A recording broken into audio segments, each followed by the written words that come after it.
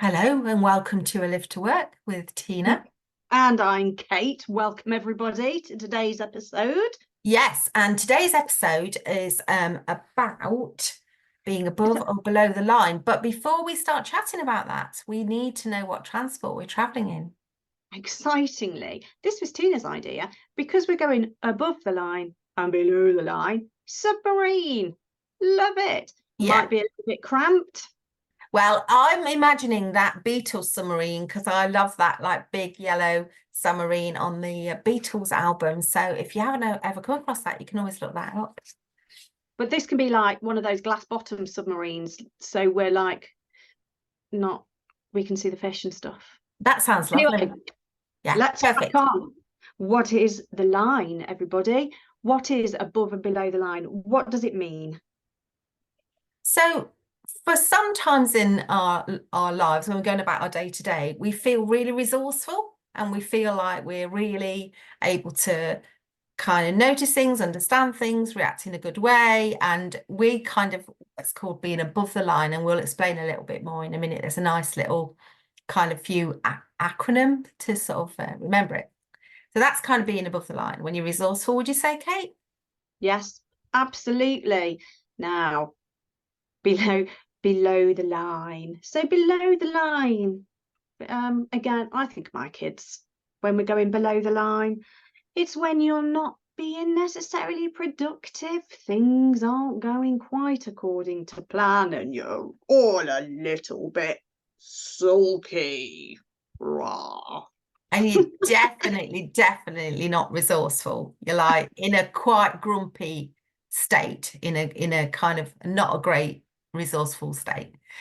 So there's a nice little way of remembering being above and below the line, isn't there, Kate? Yes, there is. So if you are above the line, and I know that when you hear us say this, you'll be like, oh.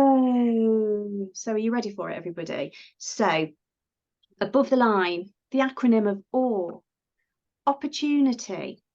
So you look for opportunity if, as and when it presents itself. And even if it doesn't, you're always looking for it. You take accountability for your actions, and you are responsible. You're responsible for what you're doing. So essentially, you are owning it. You own yourself in that situation. And it's a cracking phrase, isn't it? Because if you think about an oar, I think about paddling upstream. I'm making some progress is what I think about that.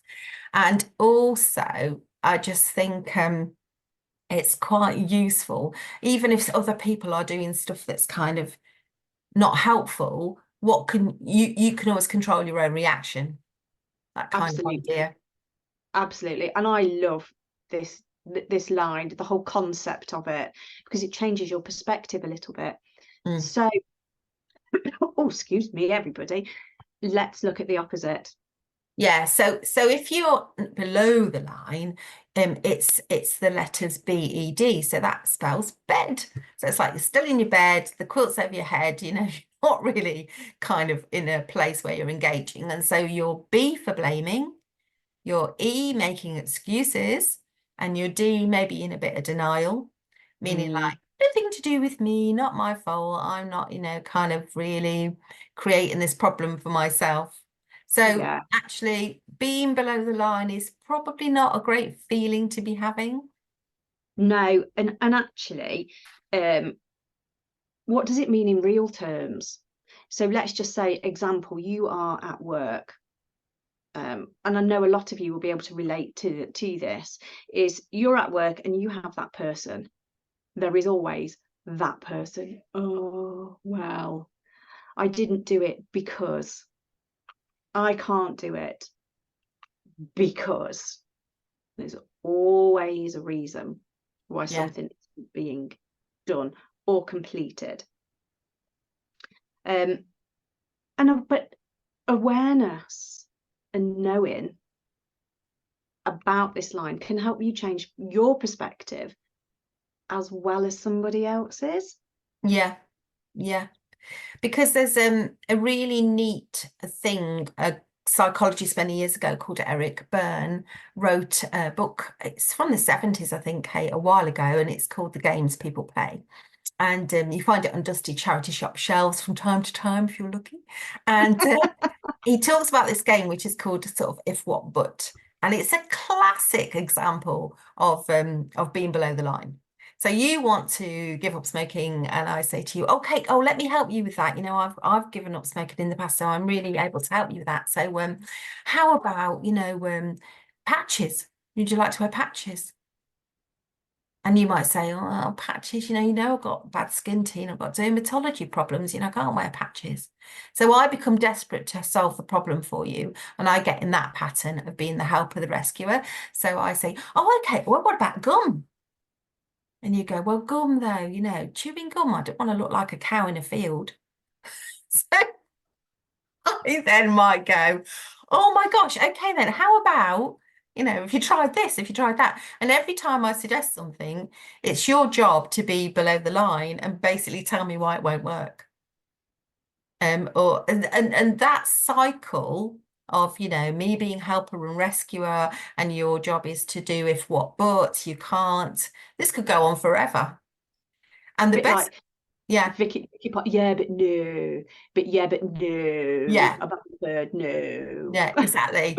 Exactly. If you know Vicky Pollard, that is a good impression, but also it is exactly what it's like. And I would say if you find yourself doing that, like really trying to pull somebody out of a hole and they keep sliding back into it just stop. And instead it would be better to say something like, well, Kate, you know, when you do decide it's the right time, you know where I am. Yes, Just stop. yeah. And the important thing about these podcasts, and something that we will do on every podcast, is give you techniques and tips to not necessarily manage these situations, but to handle them in a more positive and proactive way, Mm, whether that be for yourself mm, or in somebody else. And actually, when we talk about a lot of this stuff, it isn't just about you as an individual. It's that recognition in other people and how you can support them to improve their mindset. yeah. Oh, aren't we lovely, Tina? How nice are we? Yeah, we are. We're gorgeous. I know that all along. But one of the useful things then, one of the tips would be to ask better questions, curious questions. And a great question is, am I above the line on this? I once worked with a team, explained this to them, and then they were kind of having a bit of a moan about another department. And actually some of the problem solving was in their own hands. And I said, are we being above the line on this, or are we just having a bit of a moan and, you know, making excuses and blaming other people? And they were like, yeah, good point, really.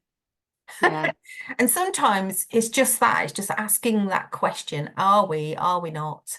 Is that person above, below the line? What's going on there? yeah. And reframing questions, and acknowledging that actually, okay, I know you've said that.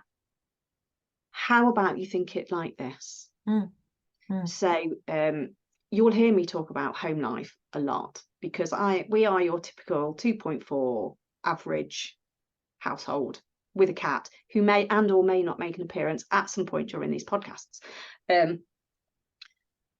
Something happened the other day and it was very much it's all my fault. It's if I'd done this, this wouldn't have happened.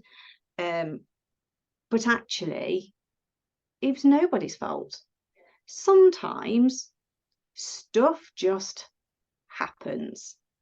yeah, And then you can take it from that blame to recognizing that sometimes stuff just happens and take responsibility for it. So, yeah, okay, how can we stop this happening again? And immediately you've leapfrogged up and above that line, haven't you? yeah, yeah.